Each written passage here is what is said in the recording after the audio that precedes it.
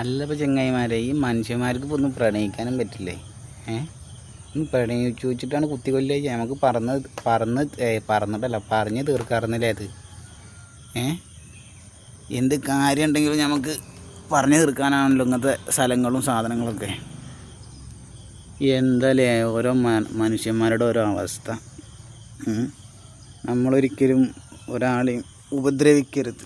ആയതെടുത്തിട്ടും ആയതെടുക്കാതെ ഉപദ്രവിക്കരുത്. അതാ പഠിപ്പിക്കണ്ടേ വീട്ടിലും സ്കൂളിലും മദ്രസയിലൊക്കെ. വല്ലത് എണ്ണിപ്പെറുക്കി നടക്കുക ഭ്രാന്ത് കയറുമ്പോഴേ. അല്ലാതെ എല്ലാവർക്കും മൂച്ചി ഭ്രാന്തൊന്നുമില്ലല്ലോ. ഇപ്പോൾ ഒരു കുട്ടീനെയും കാട്ടി ചെയ്ത് കണ്ടില്ലേ? എന്താ അവരോടൊക്കെ പറയുക. ഞാൻ ഈ സൂക്കടകളൊക്കെ കാണിച്ചെങ്കിൽ എന്തിനാ ഈ കുടി കയറിയിട്ട് കുട്ടികളെ നശിപ്പിക്കണേ? ഇവറ്റകളെ നിന്നൊക്കെ പച്ച വെള്ളം വാങ്ങി കുടിക്കാൻ പറ്റും. കുടിയിലിപ്പോൾ നമ്മളൊക്കെ ഇങ്ങനെ വെയ്യാതെ നടക്കുമ്പോൾ ഇവരിപ്പോൾ ചിലപ്പോൾ കാര്യം നടക്കും ഉറക്ക ഗുളിക കലക്കി തരും. അതാണ് നമ്മൾ ഈ നമ്പൂരാക്കന്മാരെ മാതിരി ആവണമെന്ന് പറയണത്. അല്ലാതെ ഇപ്പോൾ കമൻറ്റ് ബോക്സിൽ അങ്ങന്മാരെയും മൂല്യന്മാരെയും അനാവശ്യം വിളിച്ചിട്ട് കാര്യമൊന്നുമില്ലേ? മനസ്സിലാക്കണം നിങ്ങളത്. ഓരോ ജോലി ചെയ്യണത് അങ്ങനെ പലതും ഉണ്ടാക്കിത്താവില്ലേ. അപ്പോൾ ആദ്യം പുസ്തകമൊക്കെ സ്കൂളിൽ പോയി പഠിക്കണതിൻ്റെ മുന്നേ നമ്മളെ കുടിയിൽ ഇരുന്ന് നമശിവായൊക്കെ ചെയ്തില്ലേ? എന്നാൽ മാരിയുള്ള ഓരോ കിതാബൊക്കെ എടുത്തിട്ട് അത് വായിച്ചിട്ട് നിച്ചല്ലെങ്കിലും അതിൻ്റെ അർത്ഥം മനസ്സിലാവും.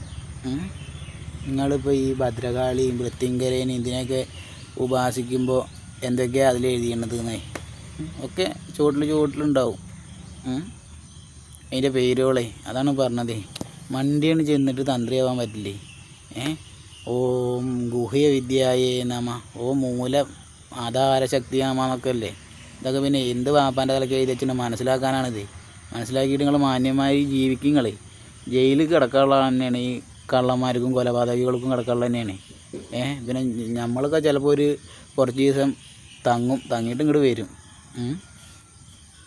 അതങ്ങനെയാണ്. കുറച്ച് ദിവസം തങ്ങിയിട്ട് ഇങ്ങോട്ട് വരും. അല്ലാത്തവർക്ക് അവിടെ കിടക്കേ. നിങ്ങൾ ഗോവിന്ദസ്വാമിയൊക്കെ ഇപ്പം എന്തുണ്ടായി? ഗോവിന്ദസ്വാമി മറ്റാൾ പറഞ്ഞ മാതിരി ചന്ദനം മുറിക്കണ മാതിരി ഇരുന്ന് രാവി പുറത്തിറങ്ങിയില്ല. ആൾക്കാർ കിട്ടി തച്ചല്ലൂല. നായിനിച്ചില്ലേ? അവൻ്റെ വക്കീലൊക്കെ മരിച്ചു എന്നുള്ളൂ. അയാളെ കുറ്റം പറഞ്ഞിട്ട് കാര്യമില്ല. അയാൾ നല്ല ആളാണ്. ആളൂര് അപ്പോൾ അവർ കോട്ടും ടൈയൊക്കെ ഉള്ളതല്ലേ. അപ്പോൾ അവരെ നമ്മൾ ബഹുമാനിക്കണേ. ഒക്കെ നല്ല ആൾക്കാരാണ്. എല്ലാവരും അമ്മായിമാരൊന്നുമില്ലല്ലോ. അപ്പോൾ നിങ്ങളൊന്ന് ആദ്യം പഠിച്ച് വരും, എന്നിട്ട് നമുക്ക് വാദിക്കാം. മാന്ത്രികം കൊണ്ടോ താന്ത്രികം കൊണ്ടോ ഒക്കെ. ഇതിവിടെ ഒരു തെരിക വെച്ചിറക്കാണ്. ഇത് ഞങ്ങൾ മീനൊക്കെ ഉണ്ടല്ലോ, ഈ മീനൊക്കെ ഒരു മരത്തിൻ്റെ ഏരത്തിലൊക്കെ ചാടും. അപ്പോൾ അങ്ങനെ ഈ ഇതിലൊക്കെ പാത്രത്തിലൊക്കെ ഇട്ട് കൊണ്ടുപോകും. ചെത്ത് കഴിഞ്ഞ് പോകുമ്പോൾ കഴുകിയിട്ട് രാവിലെ നന്നായിട്ട് കഴുകിയിട്ടാണ് ഞങ്ങൾ കള്ളുവിൻ്റെ കേട്ടോ. അങ്ങനെയാണ് അതിൻ്റെ കാര്യങ്ങൾ.